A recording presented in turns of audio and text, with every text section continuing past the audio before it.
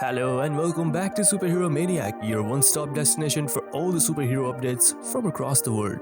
Marvel just dropped the trailer for the She-Hulk series. The 2-minute trailer is filled with comic book references and Easter eggs. So today we are breaking down the She-Hulk trailer. Let's dive in. The trailer begins with Los Angeles skyline, the city in which the series takes place. Later, we also see a press van with Los Angeles written on it, confirming the same. In the next shot, we see Jennifer Walters as an attorney. Time for some comic book wisdom. In the comics, She-Hulk began life as Jennifer Walters, the cousin of Bruce Banner. Walters was a successful defense lawyer working in Los Angeles before she even attained her powers. One day, when Bruce was visiting her, she was gunned down by gangsters looking to silence her client before he testified against them.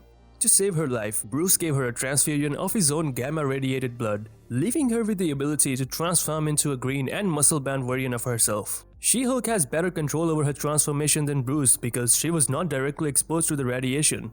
We do see a car crash in the trailer, suggesting that we'll see the same origin story here. Next, we get introduced to a bunch of her friends. In one of the shots, we can see GLKH written on the TV screen. In the comics, GLKH stands for Goodman, Lieber, Kurtzberg, and Holloway. They establish a law firm with a special division to cater to the superhero laws. Later in the trailer, we found out that the law firm Jennifer is working in does have a superhero law division with her as the face of it. The superhero law division might also serve the purpose of bringing a lot of small and less popular superheroes and vigilantes into the MCU. We do see Frogman in the trailer, a C-list Marvel superhero. The next shot shows us a high-security facility, perhaps in a remote location which present Emil Blonsky aka the Abomination. We last saw the Abomination in Shang-Chi fighting with Wong. The cast of the show do feature Wong, so we might finally understand the event of Shang-Chi involving him and Abomination. Also, Emil Blonsky, which is back in his human form, is in a high-tech protection cell. We saw the exact same cell through the portal where Wong took Abomination through in Shang-Chi. Next, we are cut to an island somewhere in Mexico, suggested by She-Hulk's t-shirt where Bruce Banner lives now, still in his Hulk form. This raises a continuity question. In Avengers Endgame, Bruce tells everyone that he has two alter egos. Himself and the Hulk have come to an understanding where he lives with Bruce's brain and Hulk's body. But in the end credits of Shang-Chi, we saw him in his human form with his hands still damaged from the snap in Endgame. But now his hands have healed and he is back in his Hulk form. Does this mean he found a way to transform into the human form? And if yes, why is he in the Hulk form now? I guess we will find out. We further see Bruce train Jennifer with her new Hulk form. He tells her that her transformation, just like his, is triggered by anger and fear. He locked her in a chamber with the moving saws with the Stark Industry logo on them.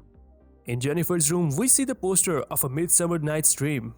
This is a play by William Shakespeare. One of the important characters of this play is Titania, the same name as the villain of this series. More on her further in the video. We see Jennifer embrace her She-Hulk look and live in it. In one of the scenes, when Jennifer is on her phone, for a split second, we see her looking towards the camera. Now She-Hulk, just like Deadpool, is one of the characters who break the fourth wall, making satirical jokes about her ridiculous name and unrealistic figure of female superheroes in the comics. She-Hulk might set a good stage for this type of comedy in the MCU, making way for Deadpool.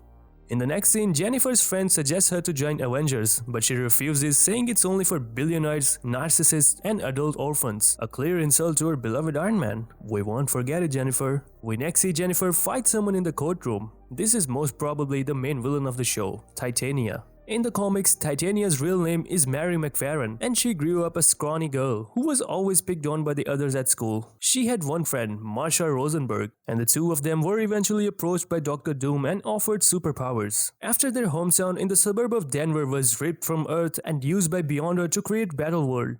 Using advanced alien technology, Doom induced high-level metahuman abilities in both McFarren and Rosenberg, changing them both physically and mentally. Now, since Dr. Doom does not exist in the MCU, the origin story must be different. Finally, we see She-Hulk checking out Tinder, going on dates, and carrying handsome guys into her room. This has to be one of the horniest Marvel trailers ever. I think this series will focus on the normal life of superheroes and how they adapt to the world outside fighting villains and saving the world. So this was my breakdown of the trailer. I hope you guys enjoyed it. Subscribe for much more content. With all that said, signing off.